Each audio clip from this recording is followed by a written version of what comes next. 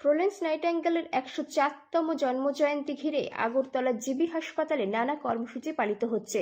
এবছর পালিত হচ্ছে নার্সিং সপ্তাহ। তারই অঙ্গ হিসাবে শনিবার হাসপাতালে নার্সদের উদ্যোগে এক রক্তদান শিবির করা হয়। তাতে নার্সিংয়ের সঙ্গে যুক্ত কর্মী ও আধিকারিকরা বেশ উৎসাহের সঙ্গে রক্তদান করেন।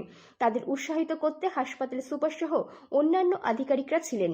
প্রতিবছর ১২ই মে ফ্লোরেন্স নাইটিঙ্গেলের জন্মদিনটিকে আন্তর্জাতিক নার্সিং দিবস হিসাবে পালন করা হয়। তাই ওই দিন অর্থাৎ রবিবার হবে সেমিনার, বৃক্ষরোপণ সহ নানা কর্মসূচি। নমস্কার সবাইকে।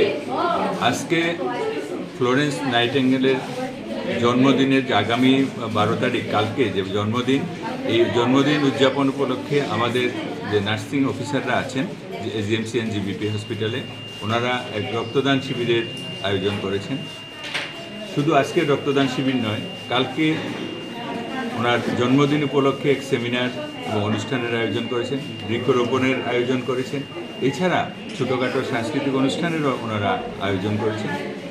এক কথায় ফ্লোরেন্স নাইটিঙ্গেলের জন্মদিনকে সামনে রেখে ১২ মে, যিনি আধুনিক নার্সিং পরিষেবার যিনি জন্মদাত্রী, সেই মহান ব্যক্তিত্বের জন্মদিনটিকে আমাদের জিবি হাসপাতালের নার্সিং অফিসাররা এভাবেই পালন করছেন। আজকে যে রক্তদান শিবির, এখানে আমরা দেখেছি অনেকেই আছেন, যেমন ৪০-৪৫ বারের উপরে রক্ত দিয়েছেন নার্সিং অফিসারদের মধ্যে।